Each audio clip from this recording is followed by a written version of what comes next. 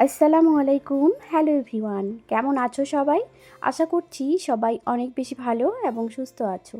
আমরাও আলহামদুলিল্লাহ বেশ ভালো আছি। আজকে অনেক সকাল সকাল উঠে গেছি, যেহেতু রমজান মাস আর বাড়িতে আজকে একটু রমজান মাসের জন্য আয়োজন করা হয়েছে। সে কারণে কিন্তু সবাই ওখানে কাটাকাটি করছে খুব সকাল থেকে। মাংস কাটা, মাছ কাটা, তারপরে দেশি মোরগ কাটা, এগুলাই আর কি অনেক কাটাকাটি চলছিল। আমি কিন্তু একদম সব কিছু ভালো করে সব একটু আগিয়ে দিয়েছিলাম অল্প অল্প করে কাজগুলো। তারপরে দেখো সব মশলাপাতিগুলো কুটে নিচ্ছিলাম। এইদিকে কিন্তু আমার শাশুড়ি, তারপরে আমার চাচি শাশুড়ি, আমার দুই জা ওইদিকে সব কাটাকাটি করে দিচ্ছে, আর আমি এদিকে কিন্তু বাটাবাটি করছিলাম।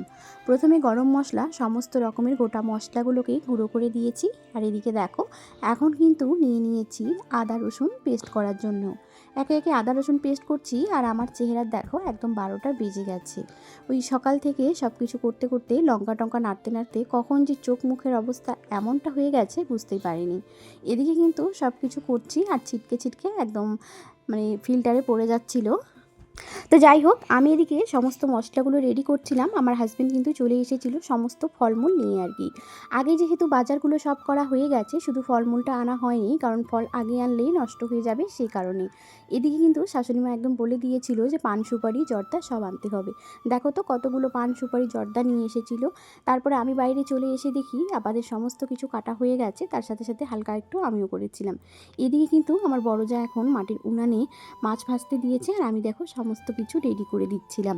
সকাল থেকে কাজ করতে করতে কখন যে 1টা 1:30টা বেজে যায় আমি একদম বুঝতে পারিনি। এখন প্রায় 2টা হয়ে গেছে, আমি যাব এখন গোসল করতে। তার আগে চলে আসলাম এদিকে একটু রান্নার দিকে দেখার জন্য। রান্নার দিকে দেখছি হাজব্যান্ড কিন্তু বসে বসে আছে, তাদের জোগাড় যন্ত্র করে দিচ্ছে রোজা রেখে। এদিকে ছোলা হয়ে গেছে, ছোলাটা কিন্তু এখানে বসিয়ে দিয়ে ওইদিকে মাংস রান্না করছে। তার সাথে সাথে কিন্তু মাছটা আপা করছে, আর ওদিকে কিন্তু আরও জানি কি হচ্ছিল।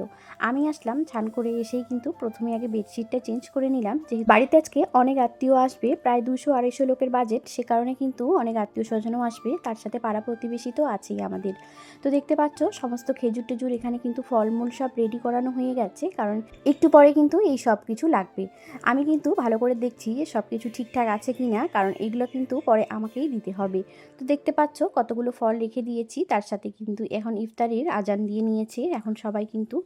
আর বৃষ্টির যেহেতু হঠাৎ একটু বৃষ্টি পড়ে গেছিলো, সে কারণে কিন্তু মসজিদেই মিলাদটা হয়েছে, তার সাথে সাথে কিন্তু মসজিদেই পুরুষগুলো ইফতার করছিল। এই যে দেখো তোমাদের সঙ্গে একটু শেয়ার করার জন্য চলে আসলাম মসজিদের এখানে। আর মসজিদের এখানে এসেই দেখি সবাই কিন্তু এখন খাওয়া দাওয়া করছে, ইফতার করছে আর কি। আর এদিকে আমরা কিন্তু বাড়িতে সবাই মহিলারা খেয়েছিলাম, তারপরে কিন্তু ভাত খাওয়ানোর পালা। দেখো কতজন এসেছে, সুন্দর মতো করে ভাত খাচ্ছিল। এখন কিন্তু আলহামদুলিল্লাহ বৃষ্টিটা অনেকটাই কমছে।